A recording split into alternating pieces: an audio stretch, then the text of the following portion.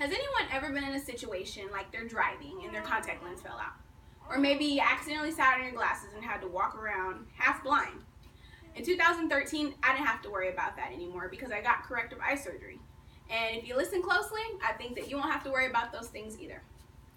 So we're going to talk about two different types of refractive eye surgeries, LASIK eye surgery and PRK. Most of the information I got from a lot of the pamphlets that I actually received myself when I got the procedure done at Keesler Army Air Force Base. So we'll talk about LASIK eye surgery first. LASIK eye surgery is the most common, most popular refractive eye surgery that you can get.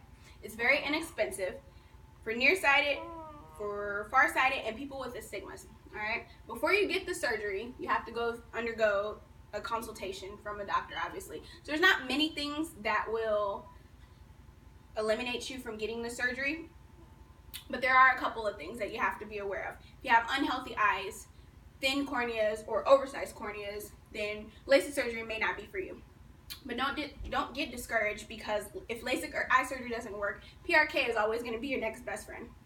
Alright, so let's talk about what they actually do to your eye. A lot of people tend to think that these procedures are painful. That's the biggest thing about these things. They're painless. Alright, so what they do in the LASIK eye surgery is they form a hinged incision around the top portion of the cornea. Alright, they lift the flap and they remove the tissue from the inside. Alright, to get to what's called the stroma in the inside. They apply the laser and then they put the flap back down. Now, easy enough, right? The recovery for this is only a couple of days. So this is for those military people who have to get right back to work, or for those mothers who can't afford to be in the bed for weeks at a time. This surgery is for you. Alright, so if LASIK doesn't seem like something that you would like to pursue, then PRK is going to be your next best friend.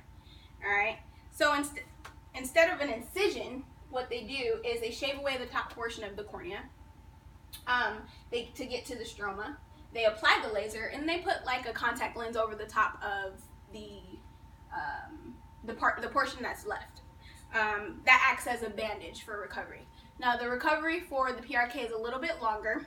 However, the results are a little bit more far out. All right. I underwent this surgery in 2013. I couldn't be more happy with the results.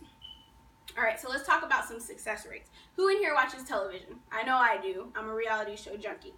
So Dr. Mehmet, I can never say his first name, Oz, better known as Dr. Oz from the Dr. Oz show, all right? He did a episode on refractive eye surgery where he basically said that there's risk with any type of surgery that you get.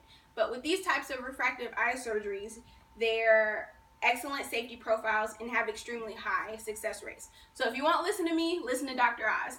Alright, and if you don't listen to Dr. Oz, listen to the world-renowned Arun Gulani, who is a world-famous eye surgeon.